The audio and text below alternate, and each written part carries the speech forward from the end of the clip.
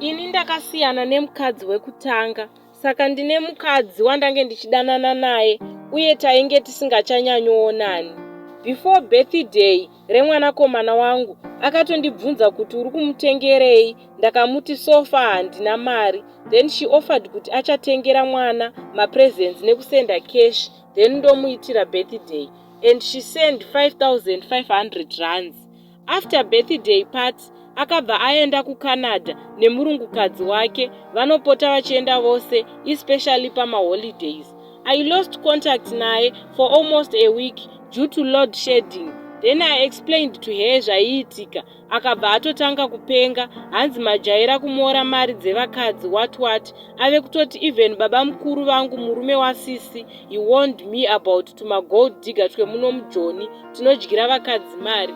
Hatina hedu kuzochaisana futi. Anga yava kutonditi bring back my money.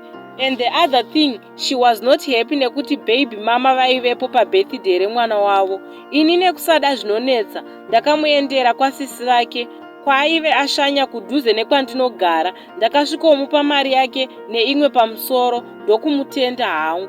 Now I'm shocked ave kutumira back mari iye futi. Hanzi kana usingaidei pamwana wako kana kutumira sisi vako. So now I'm confused nekuti tatove netime tisingataure tese.